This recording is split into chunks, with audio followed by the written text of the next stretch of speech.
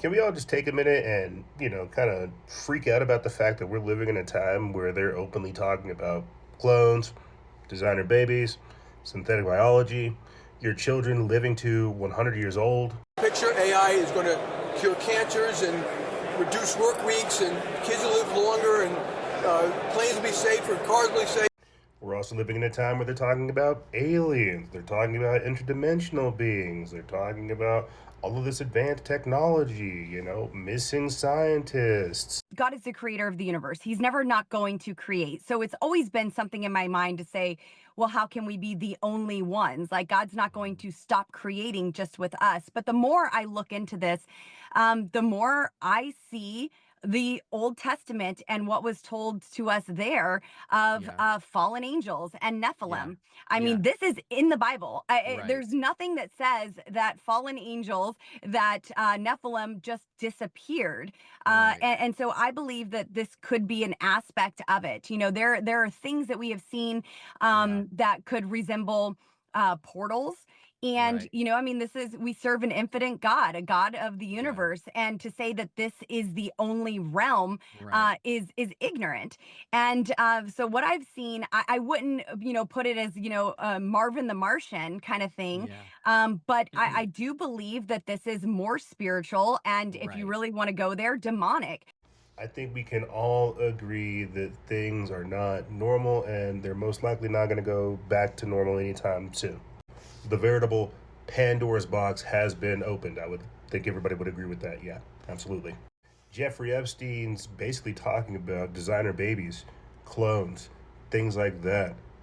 Robo Epstein.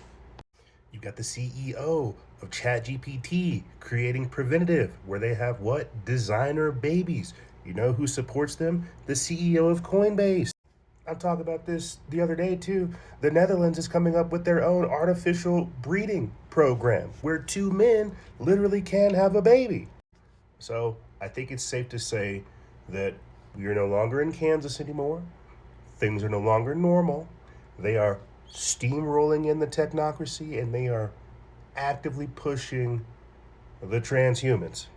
Straight up, you got rich people sending their DNA to some company so the company can grow for them the embryos of CEOs who don't have time to actually be parents but want the experience of being a parent without having to go through the whole 9-month process. Like, this is actually going on.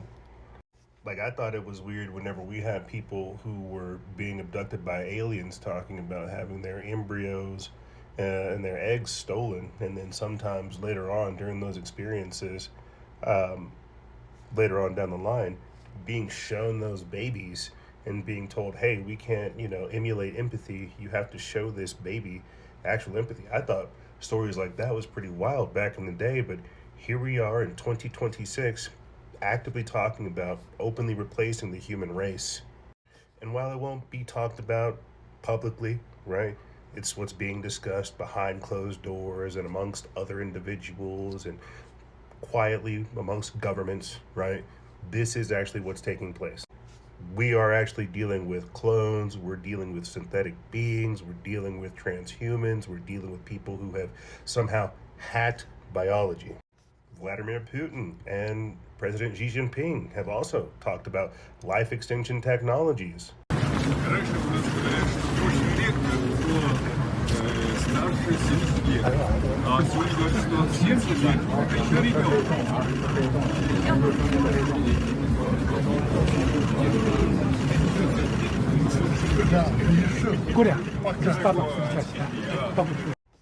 My point is this. The world is being run by wizards and alchemists. The alchemists are beginning to roll out the homunculi, and this is what it looks like. Synthetic beings, designer babies, test tube children, clones, hacking biology, life extension, right?